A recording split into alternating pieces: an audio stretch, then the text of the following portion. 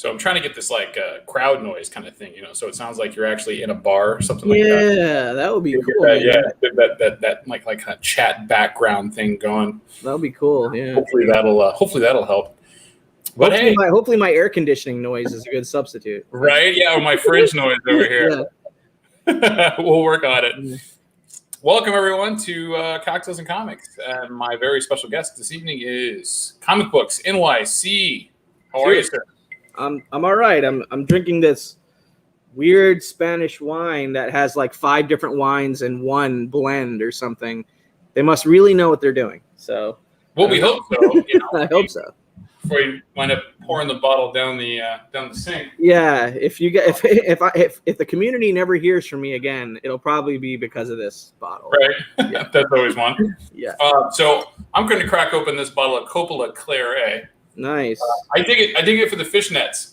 Right. Reminds me of a character that's very, very near and dear to me. I like those. I like those Coppolas. Yeah, they're nice. I've drank them before.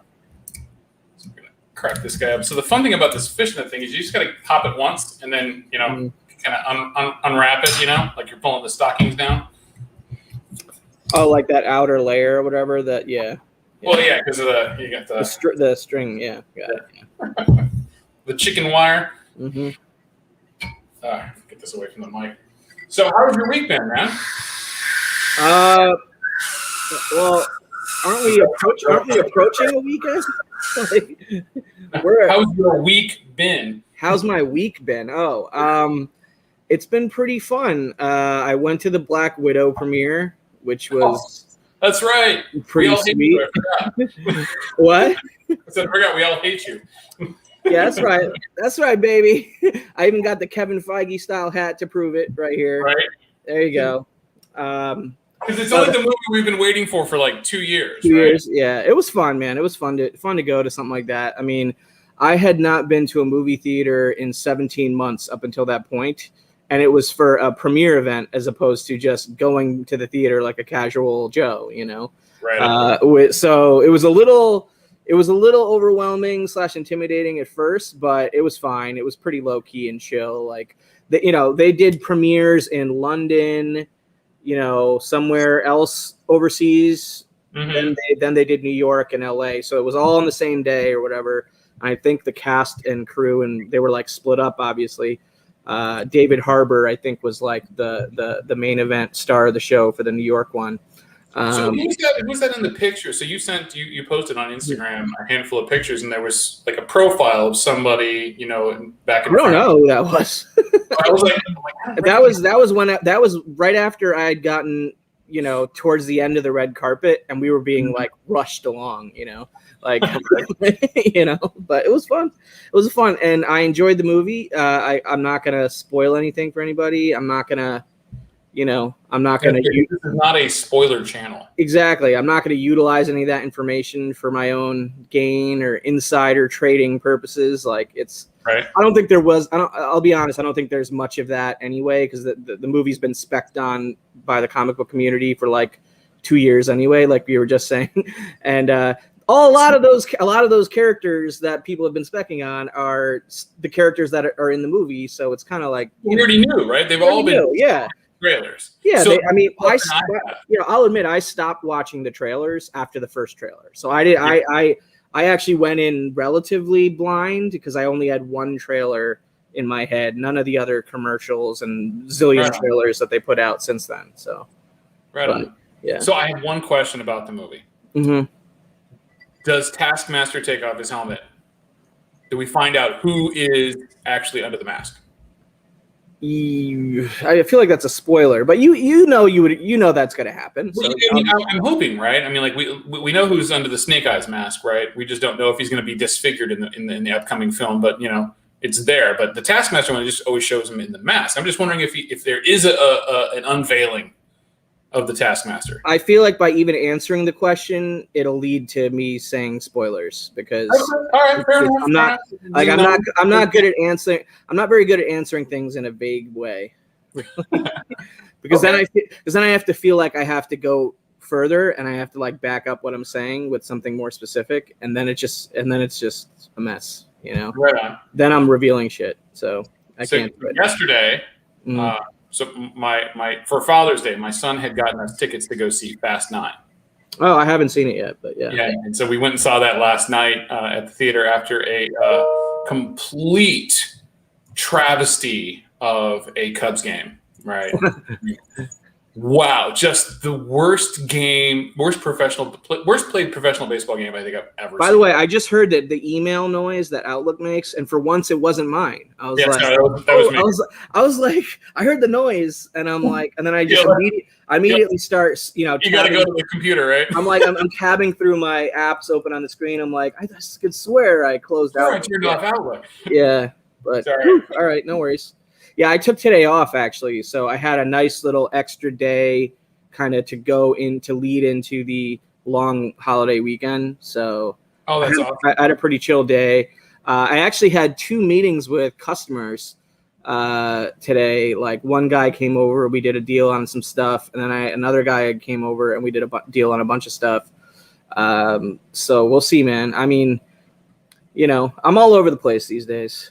I'm not getting a lot of sleep these days. It's pretty bad, but I'm glad to have 1 day off today. So. Right. So between full-time work, full-time job, and then the cleaning and pressing business, right, and then trying to marginalize time on YouTube to hang out with everybody, and just so we're clear, John, yes, actually, you are the only person watching this show right now, so.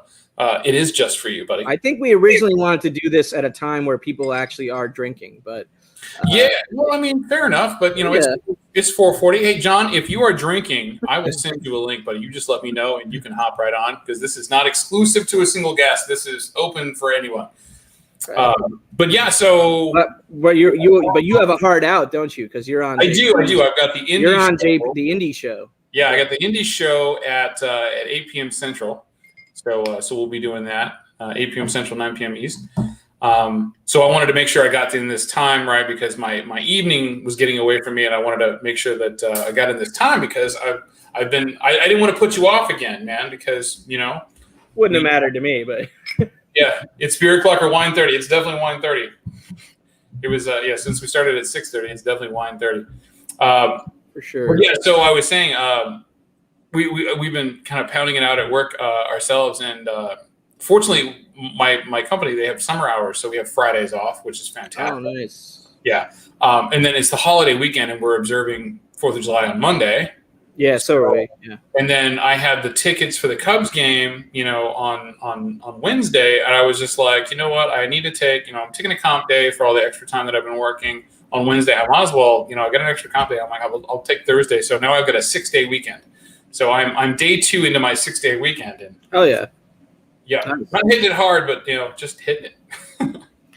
Yeah, I mean, I Fridays are kind of like the Friday before July 4th is kind of like it's like one of those assumed off days. Like even if you have a half day, like an early closing kind of day, or right.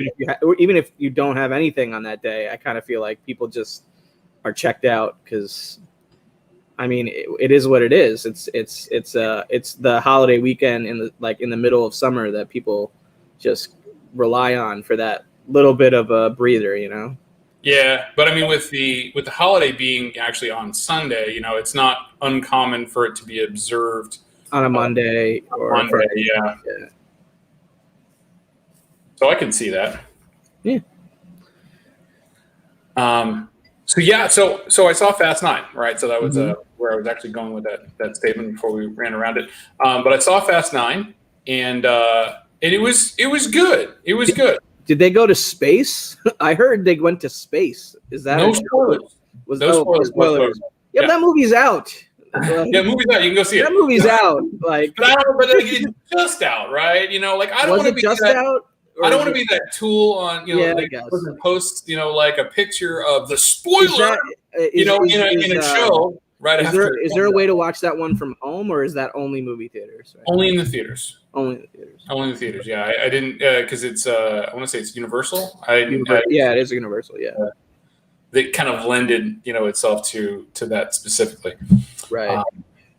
Yeah, not like an HBO or anything like that. Yeah, well, they don't really. Well, they have the Peacock app or whatever, but that's all they have, I think, right? Because they have the deal with NBC or whatever. But Peacock! I didn't realize Peacock was that. I think it is, but I really don't know. You know. Yeah, I hear you, John. What people? The spoiler people that like spoiler people. Yeah. Easter egg right here. This person's been for King all along. And that's why when you asked that question, that's why when you asked that question earlier, I just didn't feel right even saying anything, because that, even if though it was a yes or no question, it's a spoiler, you know. Sure. So, I get you, and I respect that. I totally do. I respect that. Just like for me, like afterwards, just let me know. Sure, yeah, afterwards, but not live on YouTube. Yeah, it's totally okay. But yeah, so you know what? One of the reasons I brought you on here, I wanted to talk to you about this, because you're doing something, you're paralleling something that I'm also doing, and I wanted to help spread the word through my really minimal, viewership. Hey, it all helps, bro. Yeah, my viewership of one. In case, John, you didn't catch the live stream that Kavi did. So we're talking about selling comics online. John caught it. I think John and I have done some comic book business recently. I'll leave it at that. No spoilers. Right. Yeah. Not going to go into details. Not going to go into details that are happening on the backside. Yeah. But you have your comic book sales accounts / website, right? Like it is. What was it called again? Inferno. Yeah, Inferno Comic Stores.com. So I don't know. Do you maintain the website there as well, or just the Instagram? I do. You do. You maintain the website. Yeah. Yeah. So yeah. I mean, look. You could look at it. Hold on a second. Yours was ComicBooksNYC .store. Yeah. So we're actually gonna throw that up as a banner. Oh, nice. Okay. All right. I'm also a moderator, so I could throw the link in there myself if I need to, but I think it's pretty easy to remember. So, it totally is. Yeah. Yeah. We got that right there. Thank you. Yeah, I'm gonna share this because I think this is pretty cool, because this is not something that I think enough people are really doing. I agree. There a lot of people are sort of, not that there's anything wrong with it, but they're giving their time, effort, energy, and focus to other companies, essentially, right. Regardless of the style of platform. And I am too, I'm right here. I'm on YouTube right now. Thanks, Google. I post to Instagram pretty much every day. Thanks, Facebook. Right. Yeah. But at the end of the day, I wanted to have a place all to my own, if you will, and somewhere where I can sort of write some editorial, share some announcements, and not only have books and in the future art for sale, but also have merch for sale. There's a Redbubble merch store with ComicBooksNYC products on it. There's I'm going to hopefully expand that a little bit and offer, I guess, creative designs that I link up with other artists to just sell their designs and partner with them on it. And, we'll share in the proceeds of that stuff. But basically I rolled out with only slab comic books, and it was something around 30 books. And I think I got about 10 to 12, maybe 13, 14 left, so that haven't sold yet, that I still have sitting around here. So so a lot, mainly like the cheaper stuff is kind of left, I would say, like the less desirable stuff. I don't want to like talk down my own books, but no, I would definitely not say that at all. I mean, this. Okay, so this price right here on this Marvel Legacy 1 9.8 Alex Ross sketch variant, I think is just absolutely ridiculous, right? Like it's so low, and it should be so much higher, because but I get you're posting these values at relative values of stuff that of what they're selling. Yeah, I'm not trying to like smash. I'm not trying to smash price records. I'm just offering stuff that's pretty much the fair market value price or right? close to it. But it's such a great cover, and I think it's so under. I love that cover. Yeah, it's a great one. It's absolutely incredible. I don't have the sketch, but I have the the colorized version. But I mean, Alex Ross's work is just premier. Totally, it really is. And that's such a great cover, even though the book was kind of a flop. But yeah, there's another Alex Ross sketch cover left. I had about a dozen of these at one point, but I sold most of them through YouTube sales, maybe some on eBay, I think, and then a couple directly to people. But are you using the Square interface, the Square engine behind this? No, I forget the name of the tech developer, but but it is a third party cart. I'm having the same problem with mine with the out of stock and not actually pulling the I have to manually go in there, and I've just been kind of lazy. I'll admit I've been kind of lazy about that after the fact. But but I mean that's not something we should have to deal with, right? It's like if there's inventory numbers, there's inventory numbers, sure. But if there's one there, it should only one, it should delist the book once it sells instead of posting an out of stock. Like I had to go in. I'll actually show mine here in a minute, but because I'm having the same problems with like some of the feature areas, right? So so those of you who are watching this on the rewind, looks like we actually did get a couple of people join in. Oh, looks like we got Houdat. Yo, Houdat, what's up, man? I'm guessing you're the other one here. Oh yeah, that's me. Yeah. I wonder if you have any Uncanny X-Men slabs. I did. He did have one. I want to say it might have been this one that appeared someplace else recently. Yes, that is the one. Yep.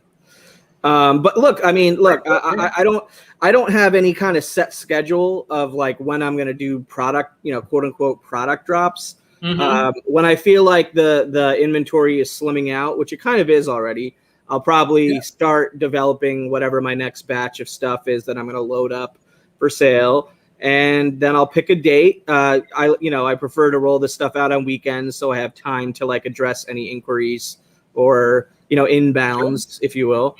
And I'll roll it out and I'll send an email out to the mailing list first. So that's kind of the thing I've been encouraging is people go to the website. First thing you do, way at the top, there's a mailing list button. Sign up for the mailing list, confirm your email. And then, then you'll get the first sort of email. I haven't emailed anyone yet who has signed up because I just wanted to let it breathe for a while after that, after I did that whole launch. But I am going to send my first email blast out this weekend to anybody who signed up previously, sort of with a, here's how it's going kind of thing. I'll write up a little story for those people that were, cared enough to sign up for the mailing list, which, people get so many emails already, myself included, that it is kind of a burden to sign up for yet another email list. But anyone who did that, I really do appreciate that they did that. But yeah, it's going pretty well so far. I mean, it's not the only place that I'm selling. I don't know if anybody caught it, but I did roll out a pretty,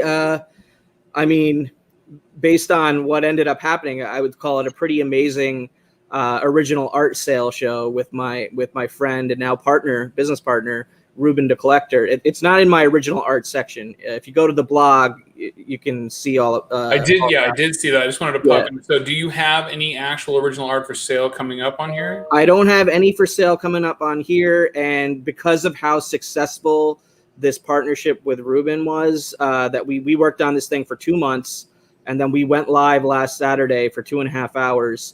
And we sold 29 out of the available 40 pieces of art for $46,300 in sales in one show. So it's fantastic. Yeah. So I gotta, so I have to kind of think about the strategy there, and I might put some art into that show because it's already doing so well. I might put some up on the website too, just to sort of see, and I've also been doing deals with Heritage, doing deals with Comic Connect and Comic Link on sort of bigger ticket items. And I'm just kind of spreading my wings a little bit more as a seller. Like I've always sold, but here and there, like moving some books every once in a while. Like, I've hopped on other people's claim sales and YouTube auctions, and I've done a few on my own channel. But I haven't gone like hard, before. And now I'm kind of in that, let's go hard with selling, getting some, clearing up some space, for one thing, because I live in Brooklyn, New York City. And I was getting to the point where like, I didn't have anywhere left to put stuff that I had, so that was a big part of the reasoning for me to sort of be like, okay, I need to take like a good chunk of my collection to fund the future growth of my collection. And it's working so far. I'm not going to like say that it's like a grand slam home run or anything, but anything like that's going to take time. Yeah, exactly. It's so far between the art sale, the website sales, and all the deals I'm doing with my consignment auction house partners, I'm looking at 6-figure revenue by the end of the year, and I'm going to take that, and that'll be my funny money for what's next year, 2022. Yeah. So that'll be what I have to play with in the hobby, and I can make bigger deals, bigger moves. That's fantastic. That was the whole point. So I'm loving seeing how much movement there already has been in terms of sales on the site since you launched, and it was just over a week ago, right? That was about 2 weeks ago. About 2 weeks ago. Like the first week, I think I sold 6 or 7, and then because I did a couple like local deals here, which included some of the books on there. Sure. The past couple of days, I was able to like knock off a good chunk of those also on the site. So, but for me, it's like an advertising vehicle for everything that I have going on. It's not just go to the site and if you see a slab you like, you can buy it. It's a home base for me. You know, it's like for my whole comic book collectible operation and everything that I have going on, from content to merch to comic book sales to the live art claim sale partnership that I have with Ruben, the mailing list, and especially the blog. You know, like I've been working on some other kind of more like, I guess, conceptual articles that I haven't published yet, but I'm about to publish them. So I'm excited about the potential for that kind of stuff. Whether like 5 people read it or 50 people read it or 500 people read it, I don't care. You know, I'm just kind of doing it.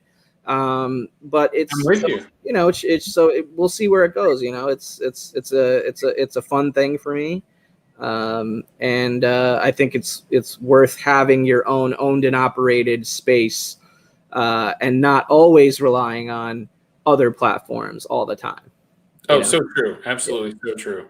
I couldn't agree more. And it's great to see you and others branching out, you know, from what we're doing here on YouTube. I mean, we got in here to hang out, right? But being able to enterprise this, right, becomes a really important part of who we are and what we're trying to do in order to be able to, keep doing what we're doing and what we enjoy, right? And what we enjoy is improving ourselves, right? And being a better us, and whether that's with our collecting or whether that's with our other pursuits, right? We have to have some kind of avenues and channels, right? Social media is only designed to be a small portion. It's part of the marketing branch of whatever it is that you're trying to do, your overall brand idea. Totally. And it's fantastic to see more people getting involved in that. Before I did the YouTube, right? I mean, I had my own website. Yeah, let's look at yours. Already set up, and this isn't the sales portion of this, right? And this is like your kind of blog site, right? Yeah. So this was just what I had like set up initially, and this is part of where I have the issue is that I spread myself way too thin. Yeah, I don't focus on the things that are I do too, dude. It's hard to build in time for everything.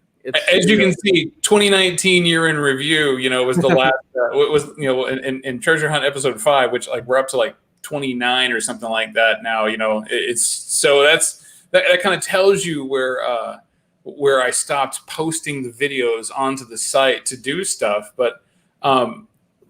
One of the things that I liked being able to do, and this is actually what got me into it, was talking about other stuff. Yeah, exactly, right. Like more, involved scope of things. So here's an article I did about Incredible Hulk 181, and like the comparison between 180 and 181, and into that. But to be able to actually write something, right? And I enjoy writing. I do. Not a lot of people do, but I enjoy writing. I do too. Yeah, I love it. And it's not something I get to do very often, so I like to kind of get that out there and express more. But this is just talking about taking care of yourself, and being like this is when I got my Avengers 4, you know, I mean, just how happy I was and, you know, like excited and kind of giddy just to be able to do something like big like that. But then I also get into other stuff, you know, which is more, you know, like food related, right? Because you're making me hungry right now. Dude. I love to cook, right? Talking about like, you know, like the Sunday brunch stuff, you know. You moved this up during my, you know, Target dinner hour times. So, sorry, buddy. Sorry. Yeah. You're making my, you know, notoriously late eater thing come true here. Right. But and then like having like a gallery area, you know, like where I'm able to show off, you know, like stuff that, you know, some of the books that I have, you know, right. Like, you know, like this was just like for me as something I could look back kind of like a gallery, you know, and just, you know, like see the book, you know, that I actually had. Just stuff like that. But yeah, it was just something fun for me. But I did that, and then I have the same, you know, the same Inferno channel. Yeah, I mean, like I've been doing this since 2004 on eBay. All these are sold. Yeah, so that out of stock, right? Look at that 8.0 that I gave to Kenny for nothing in Chicago. Look at how much it's worth. Look at how much it's worth now. I know, not the same 8.0 either. No, right? Oh my God. Yeah, this like these all sold in the last week to fund some. Yeah, that's right. That's right. I know you were trying to move those real quick. Yeah. But just being able to kind of put something together, right, you know, and having the, you know, and connecting with the Instagram and just being able to, you know, do. So I have a significant amount. Like I have over 1,000 books that I actually need to sell. Yeah. Right. You know, here's another one. Yeah. So I gotta get these to pull the things out of inventory. It's just really kind of a pain in the ass. Yeah. In mine, I have to just literally go in there and like say remove from site or something like that. Or yeah. But yeah, we got to get it to do it automatically. But yeah, I just started listing some of the books, you know, to be able to kind of get them on here, get some inventory going on here, you know, all the raw, and then, you know, obviously as well, the graded as well. Because I got to move these books, right? They're sitting here taking up space and not making me any money right now. Mm-hmm. But, you know, it's cool because, like, you know, with this platform, I can go in here and I can just, you know, put up a couple of pictures, you know, and then you can kind of like dial in. Yeah, it's pretty similar to mine. Yeah, it's a great user interface. I think it's the same back end platform, to be honest. It might be. Yeah, I don't remember what the company is that has that cart and e-commerce functionality. Right. But they, you know, a lot of big domain providers partner with other tech providers that offer those services. So that's essentially what I did. But true. And then I built the code of the sort of the outside, you know, like the user, the browser user interface and stuff separately or whatever. But yeah. Yo, Comic Mag Musings in the house. We got White Whales here. Bill's here. Yeah. We got a lot of people. We got Hoodat. We got 36 Chambers. We got White Whale Comics. Everybody wears a glass. Happy Thursday. Happy Thursday. Happy Thursday. Thursday. Happy holiday weekend Thursday.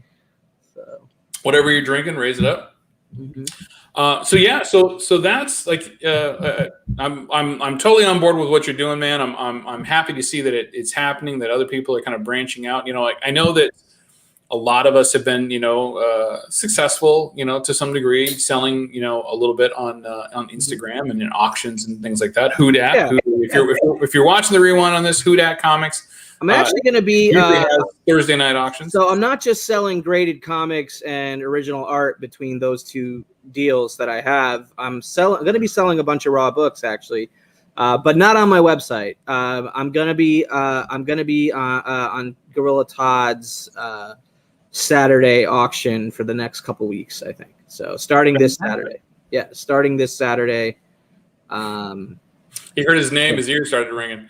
we're just giving you props, Hoodat. That's all. Yeah, absolutely. You didn't miss anything. If you're not watching this, you should be watching Hoodat's auction. Yeah, exactly. So yeah, I'm going to be on Gorilla Todd's thing. I'm going to have a bunch of like mostly indie comics lots, like you know, here's a lot of this image title. Here's a lot of books for this. Yeah. Aftershock book or, you know, like a lot of the kind of stuff that I don't think it's not going to really be worth my effort slabbing slabbing those runs, obviously, or throwing them on my website or eBay or whatever. So I'm still going to make an effort to sort of be a community seller as well. If you want to, whatever you want to call it, community, right. auction seller, claim sale seller, like, you know, but that's going to primarily be for my raw comics. But I will also plug all the slabs I have available for sale and or art that I have available for sale. And when I'm on those shows, and I can just be like, go to comicbooksnyc.store right now while I'm on this show to look at my available slab inventory. And, you know, if you want to make me an offer while we're live right here on, you know, Gorilla Todd's auction or on Jimmy the Geek Aficionado's Cocktails and Comics, then that's a convenient way where I don't have to actually like literally have my inventory all the time on everything that I'm doing. Like, you know, I can go get some if somebody's curious about something specific, you know. Yeah, absolutely. Chat about the chat. But it's easy, you know, it's a nice, easy place for people to go to reference stuff and whatnot. So, you know, it's pretty, I'm happy with the setup, you know, like I hope it continues to like evolve and grow and everything, but I'm just kind of having fun with it. It's just a fun thing, you know? That's great. That's absolutely great. But, you know, you said a funny word there. You said whatnot. Whatnot. Yeah, I noticed pun intended, I guess. Pun intended. So for those of you who are not aware, Whatnot is a selling app that has primarily been focused on the sports card, Pokemon card, gaming card. Isn't the user interface similar to Instagram? Because the profile pages look like they're ripped right off of Instagram. They're they got a similar formatting, I would say. Kind of like old Instagram, like how Instagram used to look. Yeah, like a few years ago. Instagram. Yeah, but like when you're looking at the actual like sales thing, where like when you're in an auction on there, I'll admit I haven't had time to actually go in there as a buyer and mess around. So I should do that, but I just haven't had time. Right. So I'm gonna throw a quick promo up here.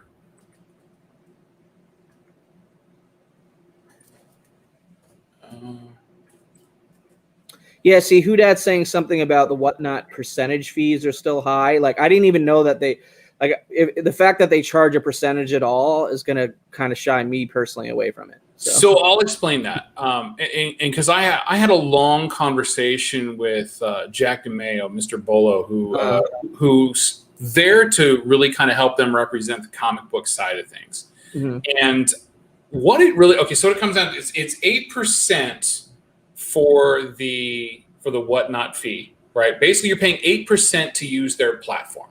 Number one, that gets you the people who are already on the app and already connected into it from the sports cards and pops and area, or I should say trading cards and pops area. So you're getting those people who are already tied into that coming on to it. Right? What about the PayPal end of things? Because now they're charging 4% for like goods and services. No, it's so I don't know about who that's saying it's about 11% total. It's 11. Okay, so it's 11% total, and the reason for that is that you're paying 2.9% for the PayPal processing fee for the transaction, and you're paying a 30-cent transaction fee. So it's no different than anywhere else, right? It's no different than eBay. Didn't PayPal just literally announce like yesterday an increase in their rates for direct goods and services payments versus credit card processing? I heard about it. I haven't actually seen what it is, so I can't. I need to actually nail down the information and ingrain it into my brain as well. But I heard about some sort of PayPal announcement. Yeah, and who that? I'm with you. And what I would say, so 36 is saying it's a 49 cent per transaction fee. So it's up 30 cents to 49 cents. Right, now, but I think the percentage increased from 3 to 4 or something as well. I could be mistaken, but I saw something about that. Okay, so let's just say that we don't have information on that right now, right? So maybe it's going from 2.90 to 2.98. But about from the Whatnot percentage, again, those are fees we can't. But are you finding it that there's so much audience there that you think it's worth that trade-off? Like, I don't know yet. My first scheduled sale is Saturday. Or do you feel like, because with so many people hopping on, maybe it's getting a little bit saturated on like the lower end stuff, like the low end books? No, okay. So let me talk into that. All right. So when you go to any of these auctions that people are running, right, on Instagram, claim sales on Instagram, auctions on YouTube, right? What you don't see a lot of, right? Because everybody's there because they want great deals on keys, right? Mm-hmm. What I'm seeing on Whatnot is that you can start an auction for non-key books at $1, and I have not seen anything not sell. Mm-hmm. Period. Right?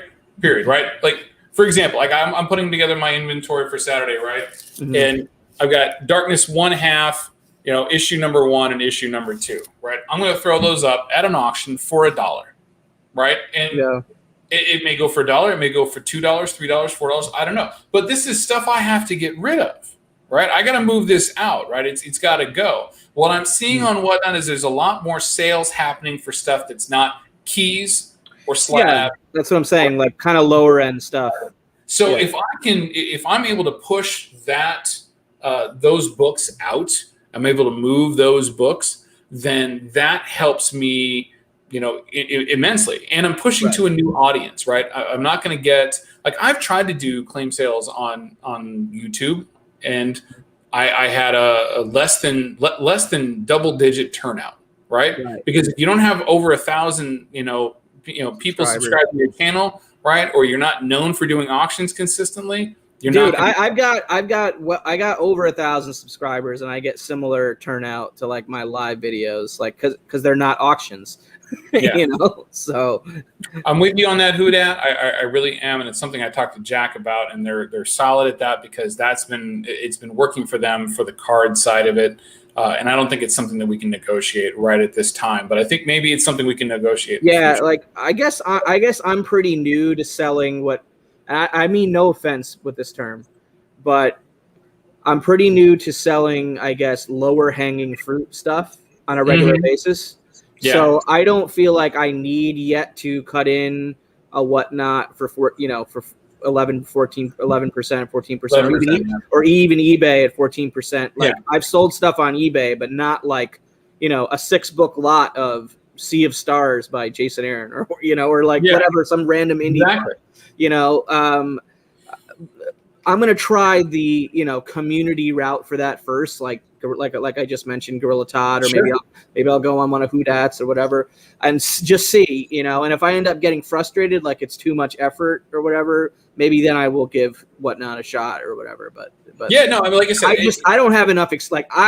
My experience is in higher end, let's just face it. Exactly. Right. But this isn't necessarily something for you to really kind of jump into. Right. Yeah. But again, like I bought a short box of books, right, and a lot of that is going into this upcoming auction, right. I bought a short box of books of stuff that I'm not interested in, but there was 3 books in there that I wanted, and the price was so low that it was less than what I could get these 3 books for, in the open market. So I got it to get those, but I knew I can move them some way, right? I'd either just dump them off of my buddy's LCS, right, or this opportunity came up. I'm like, all right, I'm going to try this. So I've got this, I've got some X-Men's and stuff to sell, and some other things, and some slabs that I'm trying to move. Run fillers and stuff. Yeah, so like run fillers and stuff like that, because there are a lot of new comic book readers, right, and collectors that are on this app. So it's, like I said, it's opening it to a new market. So I'll pay 10, 11%, total to get that new market, right? But Houdat's right? It's tough when you're trying to sell stuff, that might go for more on eBay, right? And eBay's paying. And just honestly, just getting like one more positive feedback on your eBay number might be worth that 2 to 3 extra percent to me. But I hate dealing with eBay. I hate it too, man. I hate it too. The fact that, and that's another challenge differential here. eBay is geared towards protecting the buyer in all circumstances. Yeah. Whatnot is actually a bit more on the seller's side, right? Like they're there for the sellers, because if there's nobody selling, they understand the fact that if there's nobody selling, there's no platform, right? You can have all the buyers you want. If there's nobody selling, there's nothing there. So that's where they've kind of, I think that they're really kind of taking it over, taking it up. I know another, and I think, to my point about focusing on higher end, I know that Shortbox was having some success. I love Shortbox. And I just signed up as a seller, so I have I got to start loading unsold stuff in there or whatever, and or anything I want to sell in there. But I know that they don't really take a cut really, right? Like they're not really taking a cut from the buyer side if you're linking to an external website. You know what I mean? On Shortbox, it's a flat 10% fee to the seller. If you're selling it directly through them, right? But don't they have the ability to link out to a third-party website and just use their site for listings? That's what I was told by someone at Shortbox. I won't name names. I haven't seen that. If you find out more information about that, I'd love to hear. All right, I'll let you know because I haven't yet. I just got approved to just have a seller account, and then I haven't touched it since. So right, yeah, because I've only listed things on their site. Right now, they're similar in terms of the way that they pay out. They're similar as to Whatnot, right? So Whatnot and in Shortbox, you don't get payments until after the stuff is delivered to the buyer. Right. They're acting as like a holding facility. Exactly. Yeah. Well, and they both perform the same good function for you, right? Is that they handle the whole shipping aspect, right, and all that. So if like let's say somebody buys 25 books off of you, right, on Whatnot, right? They're gonna take the money in for that, and they're just gonna they're just gonna generate a label. Like it's just gonna go in there and like kind of pop it up and hit the label. There's no additional payouts or anything like that. So they handle that aspect of it for you. And then when that tracking number is received or whatever, then it's released. When it shows received on that side, then they release funds to you, right? Right. Same with Shortbox. If once the book is received at their side, then they'll actually release funds. I mean, that's what we're doing with our original art thing, because we're not just putting our inventory in, we're taking consignments or whatever. So we have to act as the middle party for the seller and the buyer. You know what I mean? Right, that makes sense. Yeah. So so I'm already involved in a partnership that, is doing that same thing in theory. I mean, it's less on me than it is on my partner, Ruben, but but it's the same concept. We don't have our own app. We're just doing it through live shows or whatever, but it seems to be working. Seems to be working in the original art community anyway. Because I think it's fantastic. Because you're known for original art, right? Yeah, that community. That community, I think, for a while was kind of starved for new ways to buy. It's also very small, and it's also a much small. Yeah, it's a much smaller community, and it's a much older community, I think, as well. Like from age group. I'm like there is like a younger. You're a youngster in there, huh? Yeah, but I'm relatively a youngster in that sort of community, but there are some younger people, I think. But I would say a lot of the people are in their like late 40s to 50s to even 60s, like in that community. I think that's part of the evolution that we're all kind of seeing, in our collecting habits. I don't know how many people I've watched come on to YouTube and they're like, new books, and they're like, I'm going after these older books. The older books. Golden Age, and they're like, original art. Yeah. It's just an evolution, everybody gets there at some point. I don't think there's anything beyond original art though within comics. In terms of uniqueness, no. No, not within comics. Like you can branch out into crazier things like movie props and there's all sorts of other collectibles, but like authentic. Within I'm good with one that's not even authentic. It just looks like a movie prop. Yeah, within straight comic books, though, I think OA is kind of like that's the next phase or next level after books, really. Yeah. Oh, I agree. Speaking of books, you get anything recently? I did a video, I don't know, a couple weeks ago on my channel where it was like these are the top 50 books from 2021 that I picked up that I haven't shown because I haven't done a haul video in forever. So anything on that video is kind of what I picked up recently. Since then, I've received like some modern pre-orders and stuff, some random variants, some Jenny Frison variants and random stuff like that, but nothing like outrageous or crazy. No big keys or books. I've been focused on, obviously, for the past couple of weeks, I've been focused on selling. So absolutely, I can appreciate that. But I did get a little stack here. Oh, nice. Yeah, well, let's take a look, man. Yeah. I have a slab. Oh, nice. Yeah. So we'll start with these. So I was. Why don't you go bigger screen? Yeah. Do that whole thing. There we go. Yeah. There we go. So I was at Half Price Books, right? You know, just kind of like random in the neighborhood. Saw, you know, swung by Half Price Books, and just digging through the bins, and I came across this, and I recognized this from like a couple of years ago. I was like, wasn't this book like super hot? It was. It's a jock cover. Yeah, this is the second print of #1, and it still goes for like $50 online. Nice. Crazy. I got it for $1.50, so that one's gonna probably be going up sometime soon. This is the only thing that's like relatively new that I've picked up. It's a Nova 1. It's a 9.0. It's not a 9.8 or anything. Hey, you know what? Getting a Bronze Age book in a 9.0 or better, that's awesome. Yeah, 9.0 white. So I'm gonna be able to flip this for a profit at some point, but if you I'll enjoy it. I'm not a Nova guy, you know. Yeah. I saw a business opportunity with this one, but if you hold it long enough, definitely. I'm gonna hold it, and then I'll make my money on it when I make my money on it. Until then, I'll just enjoy it. So right on. Got this also, Vampirella Retro. So these are covers that are Jim Silk, and I'm gonna close in on that because his work is incredible. Jim Silk is definitely one of the more relatively unknown artists out there. I don't know that he does much work these days, but definitely during the late 80s, early 90s, he was incredible. Sexy cover. Right? I mean, absolutely. It's a Vampirella cover, so that's what you expect. But true. But yeah, his work is really impressive. So this is a 3-issue mini, and I'd gotten issue 1 and 2 through. I was at my buddy's LCS, and they had a dollar sale, and I was just thumbing through there, and I found a bunch of Jim Silk covers for Vampirella Retro and Silver Anniversary. And that was like really impressive. That David Mack. So this is a Kabuki David Mack art book where he brought on a bunch of artists to do their own images on the inside, Kabuki related. So I've been super into like one-shot books or art books. Yeah, I have that. I have that signed by Mack as well. Really Kabuki. Yeah. And I have a Kabuki sketch that Mac drew on the inside of like the deluxe hardcover or whatever. Yeah.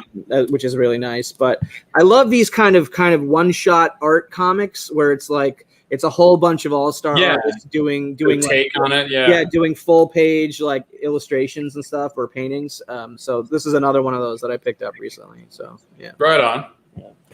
I was headed back from work and I was like, okay, I checked my my offer up app, and somebody had one of these for like it was $26. Whoa, nice. Is it a 9.8? I'm not gonna turn that down for $26. Is it a 9.8 candidate? You think? Or? No, not at all. I'd say it's probably a 9092, but it's still over $100 for a 9092. Really? I'm like, wow, yeah, absolutely. Nice. So I'm gonna clean and press it and send it out. With a group coming up. And we'll see what happens. Speaking of sending it out, what do you think about Blackstone Investment Group buying CGC, buying CCG, buying CCG, which owns CGC, But yeah, so let's talk about that first. I mean, because I wasn't expecting that to be a topic of discussion today, but it is now. No, but yeah. So let's throw that out there. I think having somebody behind them that knows business might be the best thing that's ever happened to them.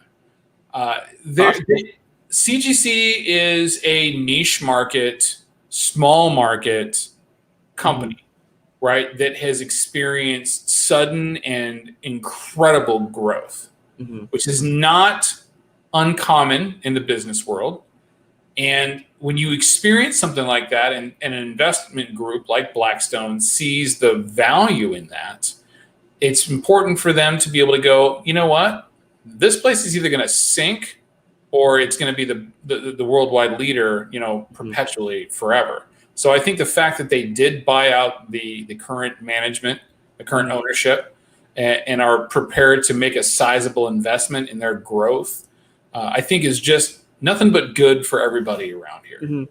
Yeah, I mean, I don't know yet. I think it's far too early to tell. I think it's kind of silly. Like, I've already seen it out there on social media and stuff for people to be like, oh, this is like the end of the world for CGC, or even on the opposite end of the spectrum, that this is the greatest thing in the world for CGC. I think it's an interesting development, and it just needs to be closely monitored from here as to like what management changes occur at CGC specifically within the overall CCG infrastructure, and because that could affect greater change within CGC itself.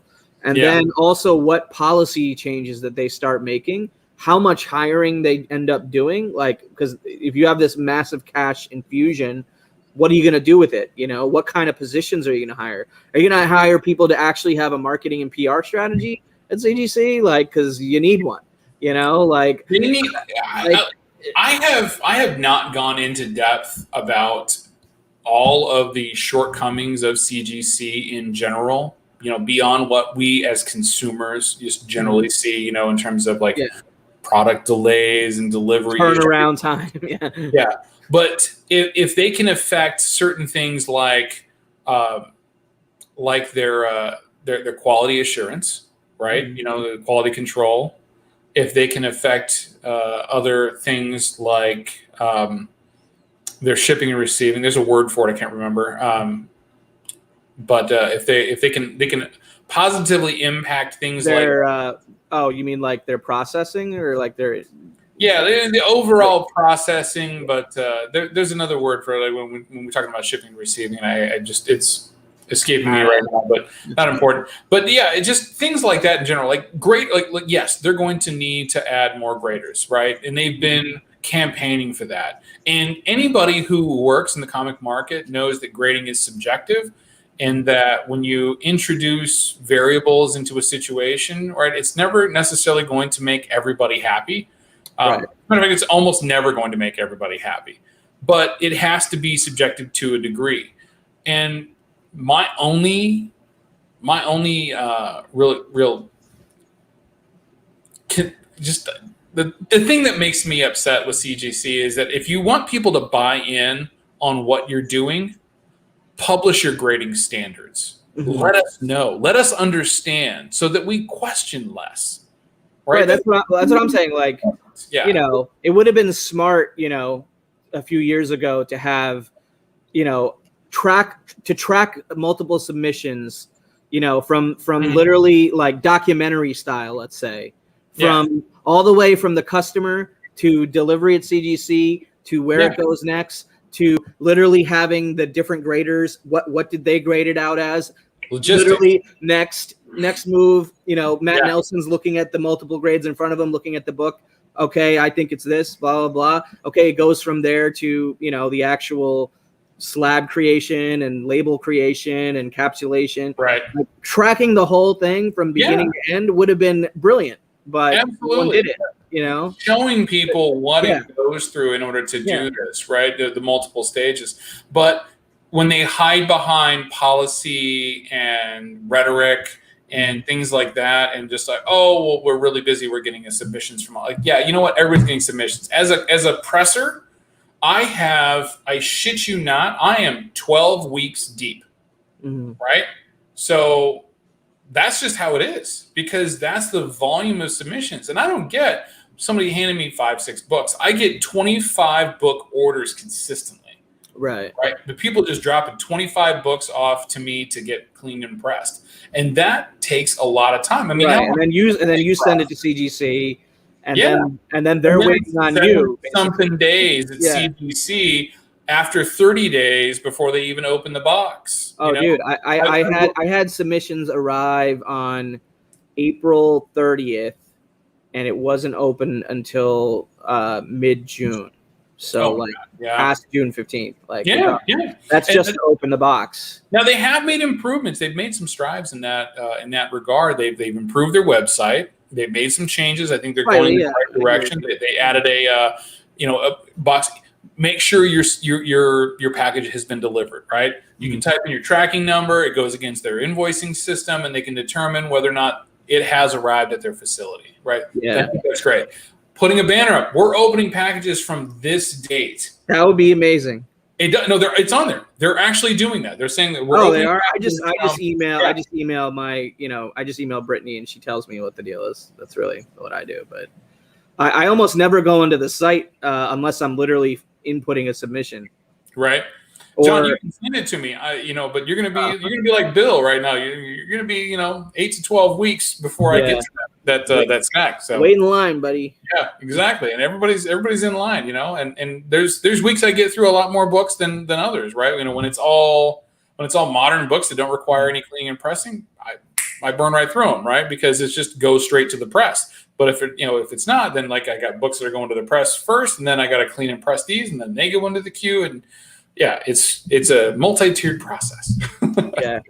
But I hope the people over there that are doing a good job at like customer service, like Brittany, like I mentioned, I hope they get promoted and have more of a say in the. Brittany needs 5 more Brittany's. Exactly, like there needs to be an army of people like that can really get on the ground floor with the customers and make them feel like, like they're on your side. Kind of. And kudos to them for what they go through. I approach communicating with CGC as a business because I am a business partner with them, right? Mm-hmm. Because I have a dealer account and I work with them, because they are a leg of my business. Mm-hmm. Individual people sending things in, the customer service aspect on that has got to be horrible because there are many people out there that have nowhere near the temperament that we do. That approach those things. Because you and I both work in service industries as well. Yeah. And we understand getting yelled at for no good reason, because somebody's just in a mood. They don't need that. They don't want that, but I can't help sometimes when I call them and I'm frustrated and irritated because, I don't like the way things are being done. But and the person on the phone, they can't handle that, right? They're just trying to do their job. Yeah, I'm a very patient person, especially as it relates to anything within the hobby. I just appreciate having intel on what's going on more frequently, And as a content creator, that aspect of my persona is impacted negatively by everything that's been going on as well, right? Like I was trying to. $200 Grail thing that at the beginning of the year, number one, the finish line for me getting that one book has consistently moved. Pushed out. It's gone out by like 2 years. But it's like I haven't even gotten back the first chunk of books I sent in. I just checked them in. Yeah, exactly. Yeah, I dropped that video months ago. Yeah, you'll be turning that. You'll be getting that Grail out of that series in like 2024. 2024. Sure, yeah, that'll probably be right when they announce who's playing Dr. Doom. Right. Exactly. Yeah. Right. So there's challenges. There's definitely challenges, but yeah. So to answer that question, I think Blackstone's going to be really good for them. Yeah, we'll see. It's a wait and see scenario. Like everybody's jumping to conclusions like they understand it like already, which is ridiculous. Anybody jumping in and dumping money into a business to help their growth and productivity when your biggest complaint about them is how long it takes. Right. Yeah, agreed. It's a good thing. In general, whether it ends up being a good experience long term, it's like way too early, Right. They still have to make smart decisions. That's true, right? But now they're gonna have the right people behind them to help make those decisions. Potentially. I would like them to have the right people hired within the CGC organization itself versus the assumption that Blackstone has people that understand collectibles. I think that's where the disconnect is, but they understand investments, and collectibles are an investment. They are. And CGC as a function of being collectibles is the primary driver of collectibles on the comic book side anyway. Not even just comics, because becoming a legitimate investment. Yeah, because they handle cards, they handle postage stamps, right, and cards and other things. Coin, yeah. They only deal in collectibles, period, right? And that's a huge market. And we've seen that with soft economic markets in the stock and bond area. We see people taking their money and putting them into tangible assets, and those assets tend to have a better track record in general. Yeah, totally. Agreed. It's okay, JP. We're just talking about CGC and Blackstone. It was going to be later, but yeah, it was going to be later, but the indie show got rescheduled 70 times. Don't bring that up. Let's show some comics. How about that? Let's get back to that. So I found a new store somewhere in the area, and this I'm not showing this off just because it's it's got some hot body on it. This is actually one of Greg Horn's earliest pieces for a series called. Has that Greg Horn look, especially the blonde hair. Right, it does, but you can see that it is nowhere near as refined as his newer work, but that's definitely his signature on there. It reminds me of that Emma Frost cover. Right? Yeah. Well, one of them, yeah, but that's definitely indicative. But like the cool thing is, like you see her like in the mirror, and you see the hands coming through the mirror. Mm-hmm. So it's a very cool cover, and the guy was like, "Hey, take all 5," and I'm like, "No, I just want the one." And it's not like there was anything wrong with the other 4 books. I just didn't care to read it, So, but I dug this one, and I wanted to get it because it was an early Greg Horn piece. So got that guy. One of my favorite artists out there. Another very, relatively, I'm not going to say he's unknown, but he's not known for comic art that much. Okay. It's Joe Chiodo. Oh, I love Joe Chiodo's work, man. Right. Joe Chiodo is fantastic. This is Alien Worlds #1. And it's not like if you see Joe Chiodo work, the fact that you don't see her face is one of those things that kind of detracts you from like recognize it as a Joe Chiodo piece. But he does some really incredible stuff. But this is a great alien landscape, with the little alien lizard dude there next to the Barbarella chick. So I have a Joe Chiodo original art painted page that is from a published book. Here, I'll share it on screen. Oh yeah, absolutely. Share screen. Well, no, I'm not going to share a physical piece. I'm going to share the literal image. All right, yeah. There it is.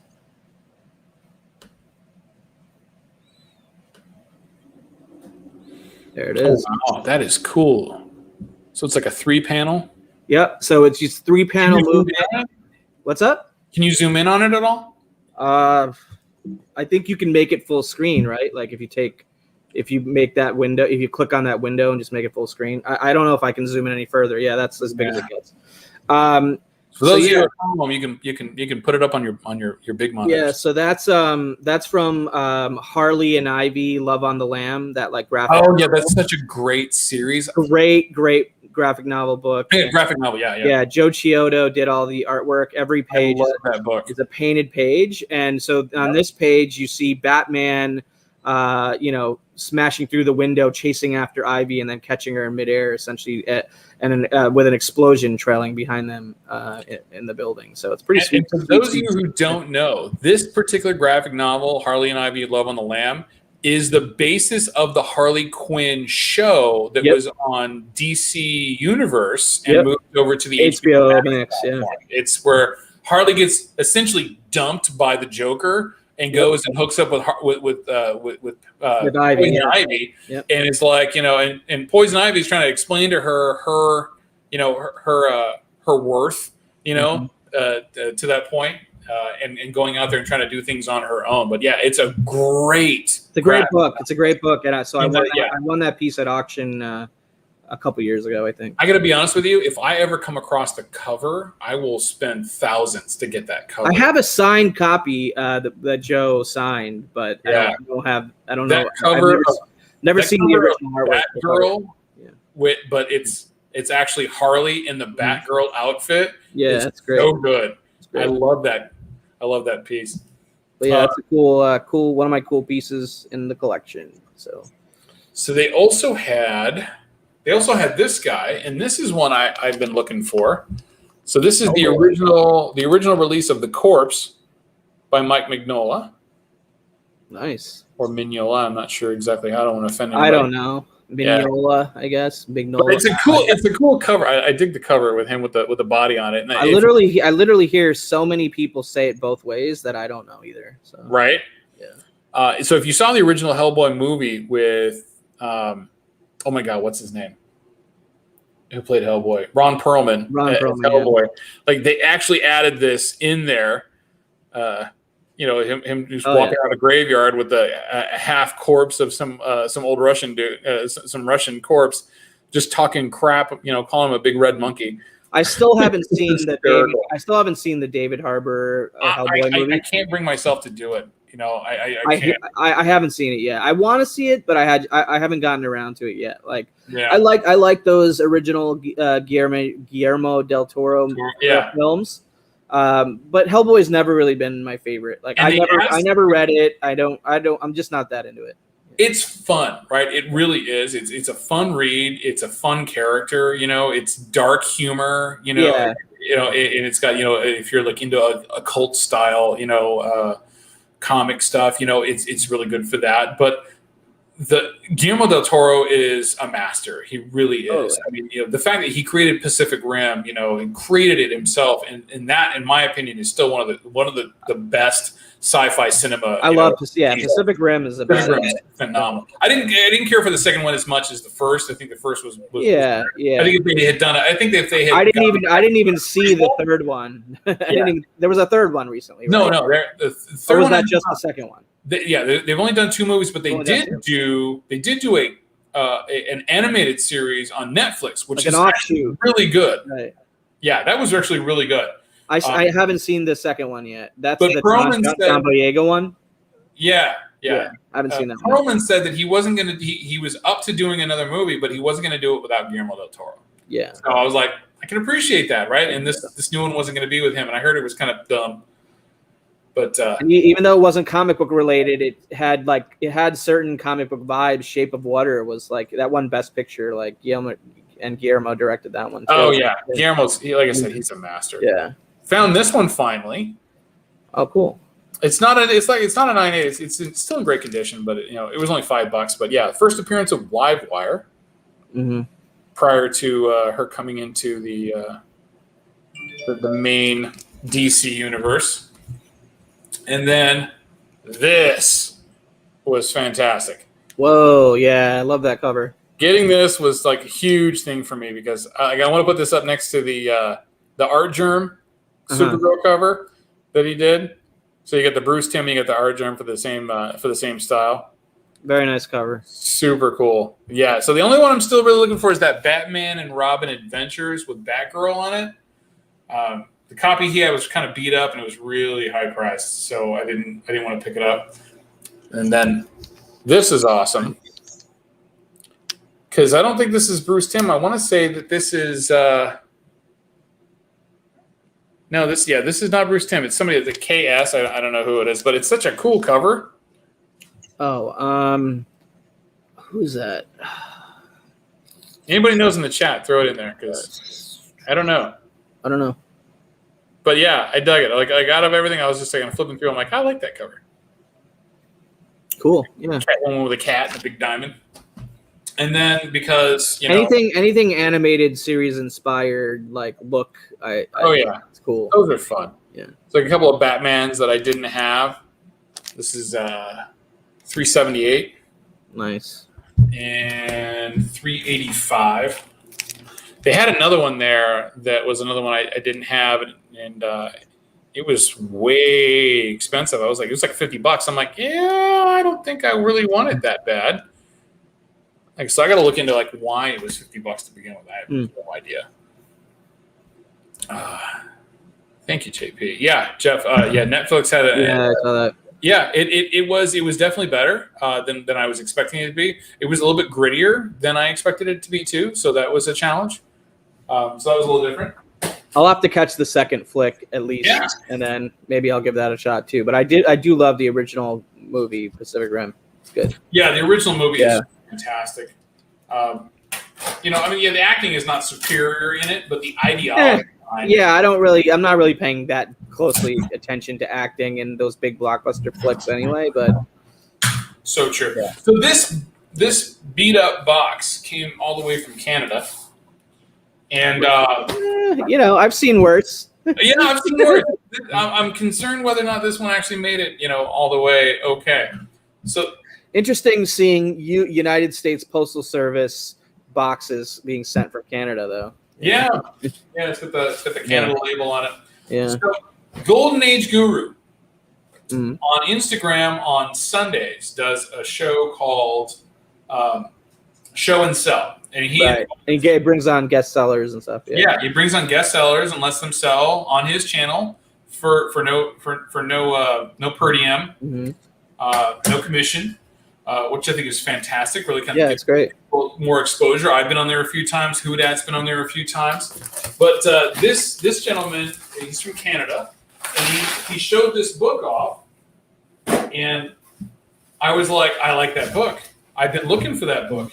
That book is not necessarily easy to come by. And, it's a 9.6, so nobody wanted it, right? Except for me. And if you watch the channel, you know that I love Batman, I love Adam Hughes, and I did not have a copy of Detective Comics 858. Nice book. Yeah, nice book, man. This is hard to find. And this was under $100 shipped. Nice. Yeah. And the cool thing about it is that it says, let's get the glare out of there, J.H. Williams cover. So it's incorrectly labeled that it's not the actual Adam Hughes variant. And we know that it's the Adam Hughes variant because, number one, it looks like an Adam Hughes book. And the awe is somewhere around. I mean, out of the kinds of CGC label mistakes that occur, that's a pretty frequent one I've noticed. And it happens, right? It happens. Like it's not the biggest deal in the world. It is a little annoying, but yeah. Yeah, my favorite thing is they're like, oh, if you don't know what it is, just let our panel of experts work that out for you. So just put in variant, and they'll figure it out. Not always. And it's a 9.6, so I'm going to look this thing over to see if I see a little bend or something like that. I'm going to see if there's anything I can fix on this. Maybe get a 9.8 out of it because it's going to have to go get resent in order to get the label fixed. And this is past the point, I think, of getting it done for free. So I'll see if I can get it up to an 9.8 because I don't think that it was pressed. So you're going to resubmit it. Yeah, I'm going to resubmit it because I want it to have the right, I want it to have the right label and show that it's a variant. Right, but you may as well try for if I have the opportunity. Yeah, so I got to look it over really closely and find out if there's anything that I can upgrade on it and make it a little bit better. But nice shot, Detective Comics 858. This is one of the Batwoman when Batwoman kind of took over the title for a little bit during the 1 year later. And this also features a second feature of The Question, Renee Montoya. Nice. So this is during that period of time where Batwoman took over Detective Comics, which is when she came out, right? So I really love those. I love that sort of era of tech with those covers. Like, it's not my, I don't really collect Batwoman. If I really look closely at my collection, like I don't really collect it, but I love those covers. I think even the J.H. Williams covers I really like. Oh yeah, because they're very unique. Yeah, they're great. They really are. There's some really good stuff, and while I don't think that they've necessarily done a good job with the Batwoman series for DC, I watched the whole first season, and then I watched the beginning of this new season where they had to essentially, because the lead actress left the show, so they had to totally pivot. Right? Too hard for me. It was just too much of a jarring change so quickly that I couldn't keep up with what was happening, so I stopped watching. No disrespect to the LGBTQ community at large, but I know that DC spends far too much time trying to make everything politically correct to that era, to that area, that it makes the shows lose cohesion, right? They don't flow well anymore because you're trying. I just stopped watching the whole Arrowverse years ago. Absolutely. I just couldn't keep up with it. Arrow. By the way, though, separately, the Superman and Lois show is phenomenal. I think that's what I've heard. I've heard it's really good. I hate him as Superman. It's the only one that I can stand watching right now.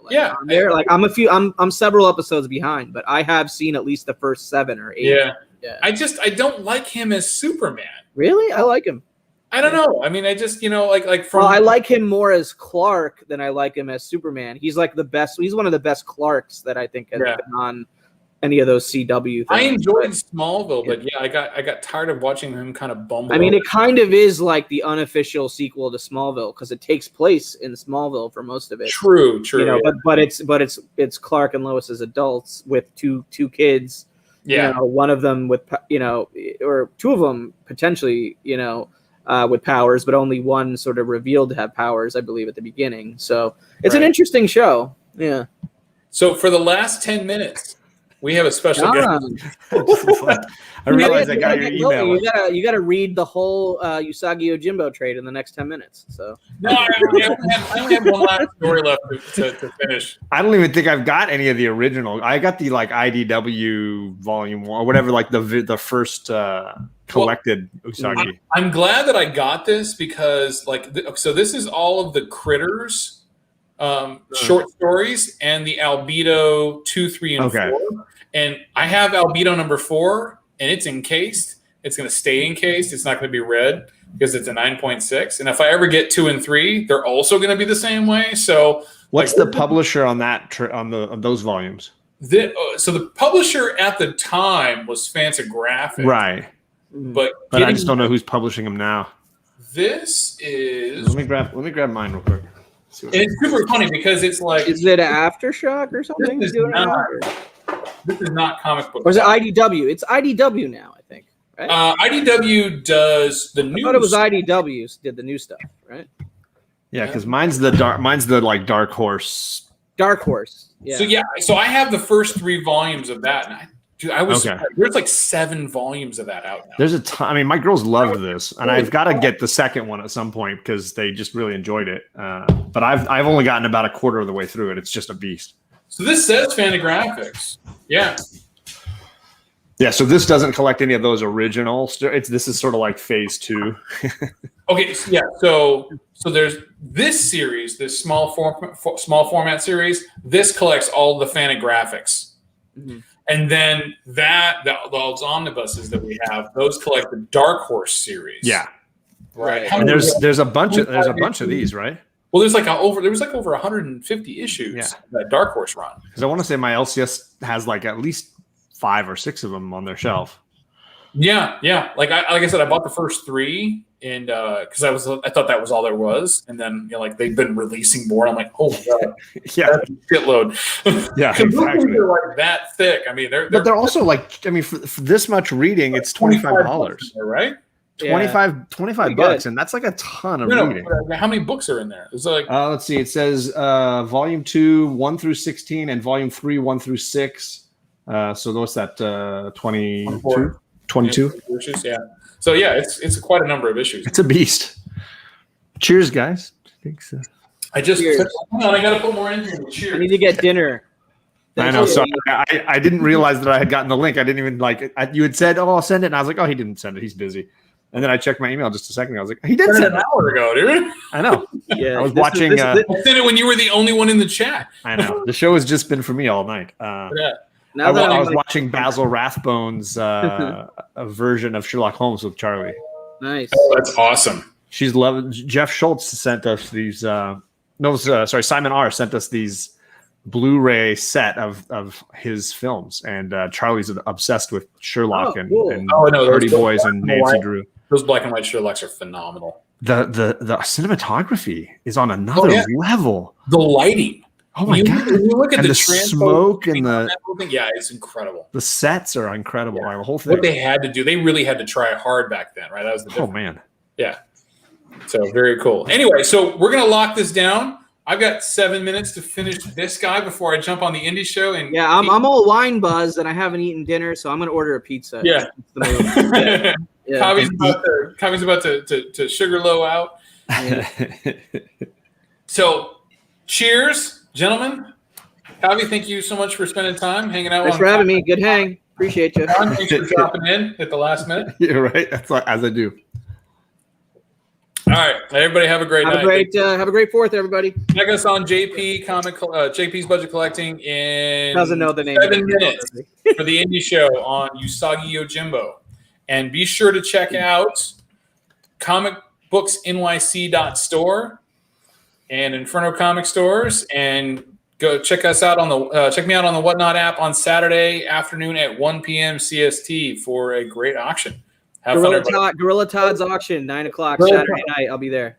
9 o'clock Saturday night, Gorilla Todd's channel. Thanks, everybody.